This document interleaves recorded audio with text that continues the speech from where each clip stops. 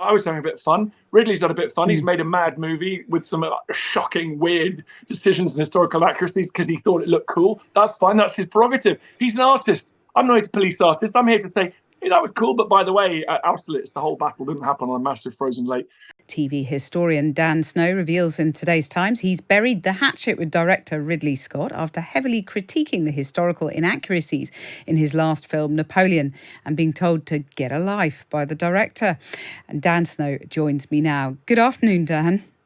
What a great life I've got. I'm chatting to you on Times Radio. I've taken this advice to heart. The feeling's totally mutual. Tell us first, for people who aren't familiar with all the twists and turns of your spat, tell us about your run-in with Ridley. I don't think Ridley really knows who I am, so I want to make it very clear that to me, I've had a big spat with Ridley. I'm sure Ridley doesn't actually know he's had a spat with me. I did some fun social media posts, put on the podcast and various things last year when Napoleon came out, pointing out the incredible historical accuracies in Napoleon. A film actually that when all the dust settled, weirdly, I still quite enjoyed going to see. I liked the spectacle. I thought it was quite cool. Yes. But no one else, but not many people agree with me, I don't think. And anyway, and then some little snitch went and told Ridley what I'd said, and Ridley just throwaway comments said that guy needs to get a life.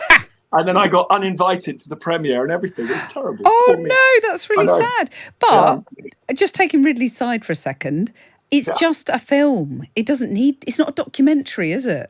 I know, Isn't that totally. What you meant?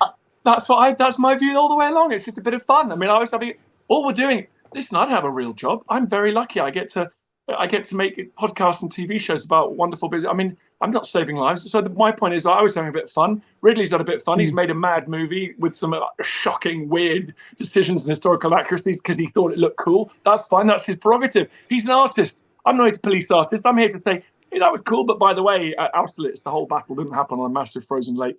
So Turner painted Hannibal crossing the Alps. You know, Titian and Rubens painted these amazing historical scenes. Shakespeare gave us a kind of skewed version of history. It's all part of the fun. God bless them. Great. But it's also my job to kind of point that out occasionally and have a bit of fun with it. Exactly. And, I, as someone who had terrible history teaching at school, I appreciate you doing that.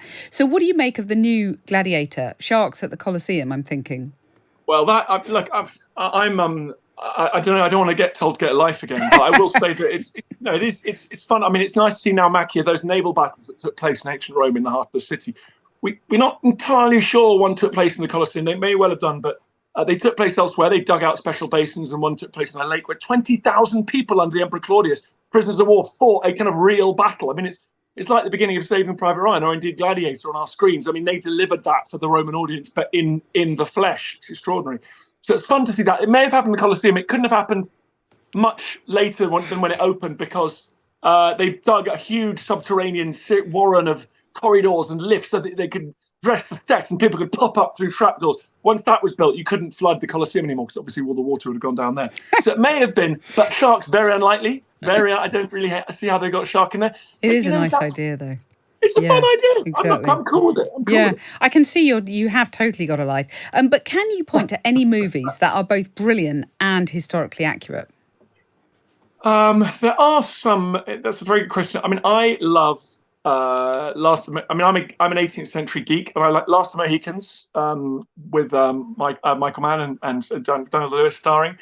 Is that some of the storyline isn't entirely accurate, but the sense given of war on the frontier, the different parties jostling, the Native Americans, the French, the British, the type of war, I love that. Master and Commander, of course, us naval history geeks always say that one was a goodie.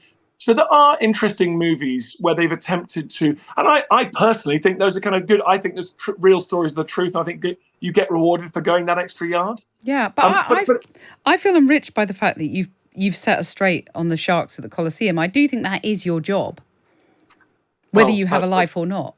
I know that. I mean, if my job is like, I'm you know what? Ridley Scott's like one of those sharks. I'm like one of those teeny little fish that go and nibble at bits of dead skin off Ridley Scott's whatever. Now, gladiators were the celebrities of their day, and a rare Roman knife handle cast in the shape of one has been gifted to English Heritage. They're going to make it the centrepiece of an exhibition next year.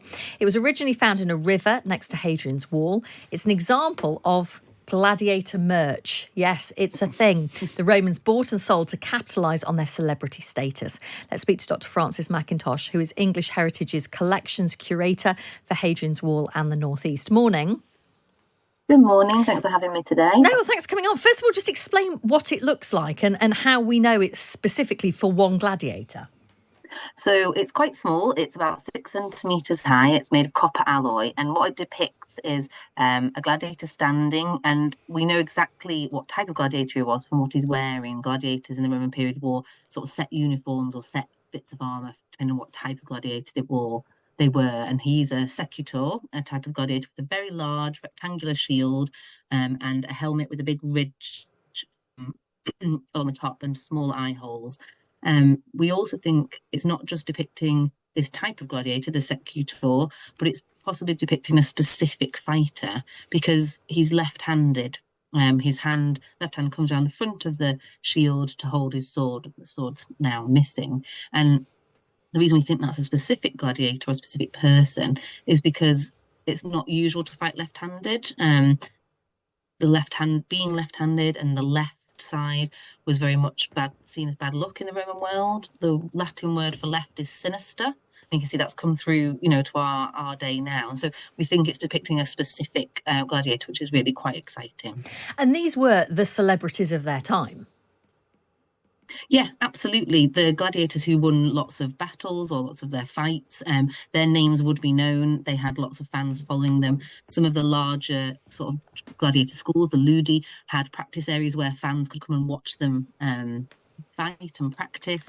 And before large spectacles and large games, they would write up sort of who was fighting and what fights they'd won before, so people would know who they were coming to see. And we hear stories of high-class ladies falling in love with these gladiators who really are the lowest status. They're slaves. They're the lowest of the low in sort of the social classes, but that sort of physical prowess that they display in the arena and the entertainment they give to crowds really hypes up the sort of fandom around them. They're very much sort of like some of the superstars today.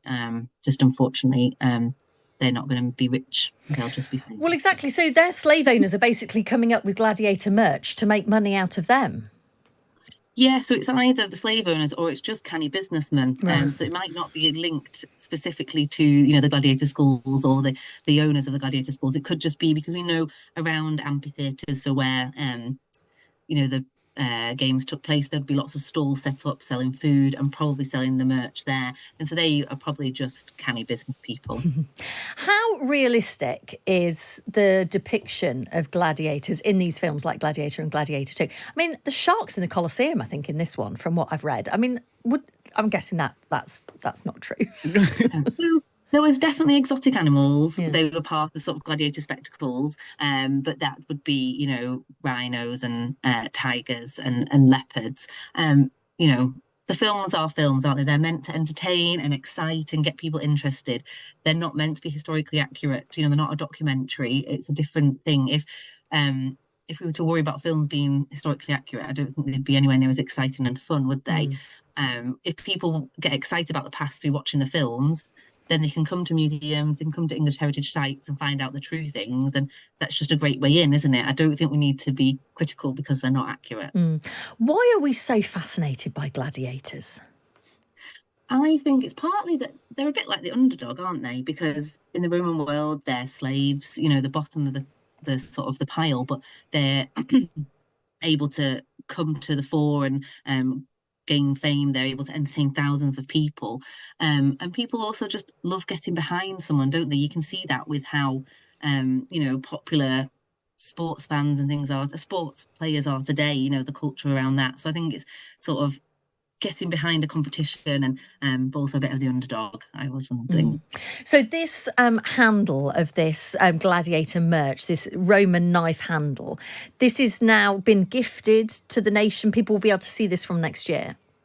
Yes, that's right. So Bob and Rolf, the two divers who found this, along with other objects when they were doing some investigation in the river, they've gifted all of these items to English Heritage, which means we'll be able to care for them put them on display next year and also make them available, you know, for the public. English Heritage is, you know, a charity that cares for these historic objects and sites that we look after for future generations.